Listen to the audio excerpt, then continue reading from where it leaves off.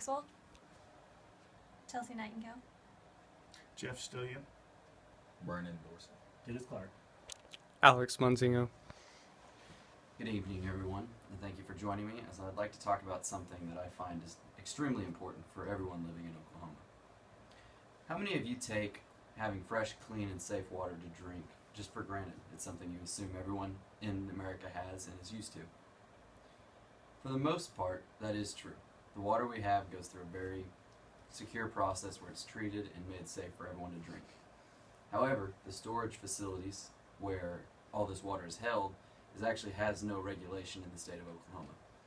It can be inspected once every year or never, as far as the regulation's written. And I think that is an extreme oversight. But why should you listen to me about this? I've worked in the potable water industry for almost 18 years now, and in that time I've seen some great examples of why inspections are important and why we need this regulation. Some of the stuff we're going to talk about to show you why it's so important is the effects that not cleaning your water or not inspecting your water can have on the buildup inside your tower, the safety of your water, and the structural integrity of the tower itself, as well as why, or as other states have done to ratify this in their regulations, and the money that you can save by inspecting regularly. How bad can it really be, though?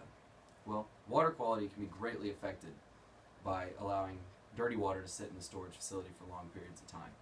Without inspecting, I've seen water turn into having taste problems, odor problems, causing people to get sick, and even getting to a boil order, which is where you're legally required to boil all water before using it. While this doesn't sound like much of an inconvenience, if every time you want to take a bath, brush your teeth, have a drink of water, or cook, you have to boil the water, it gets to be quite an inconvenience, and if you forget, you can get very sick or even die. Some of the stuff I've seen in the years I've been doing this is I've seen towers with 8 to 10 to 12 foot of sediment that's built up over time because no one's inspected it and no one has any idea of what's inside.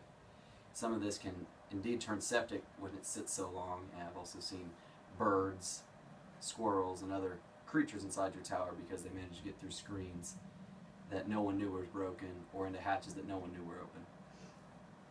Also, structural issues can go unnoticed and cause horrible issues. It can start out as you can get an irony taste in your water, you can have rust, which can deteriorate paint, and you can end up having a new paint job, needing a new tower, or even collapsing the tower.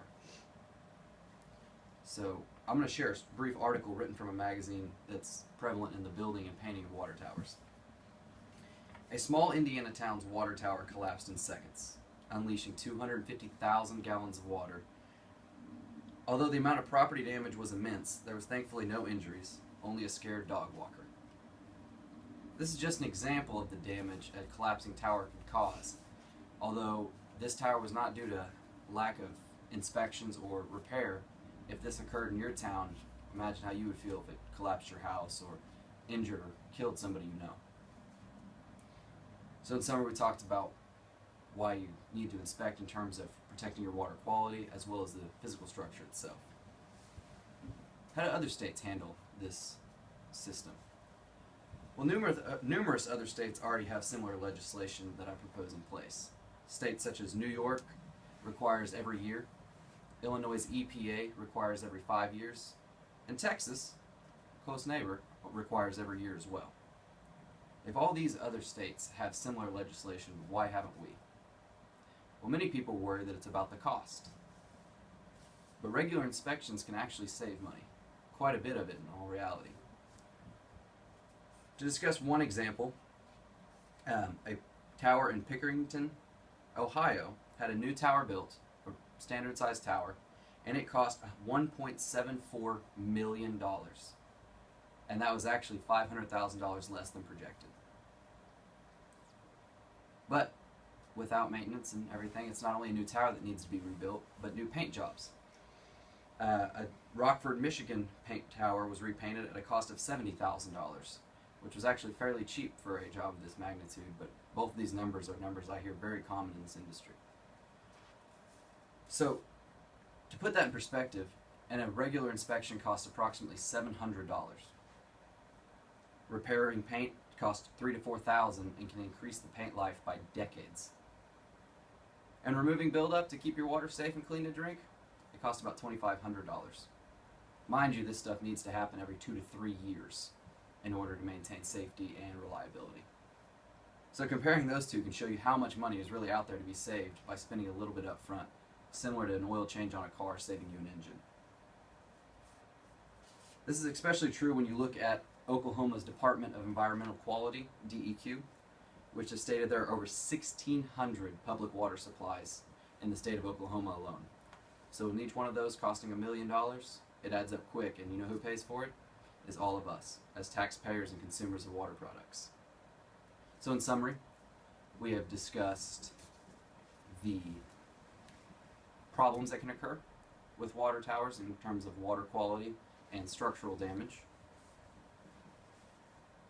We have discussed how other states handle their issues and the money that can actually be saved by dealing with these upfront and taking regular inspections.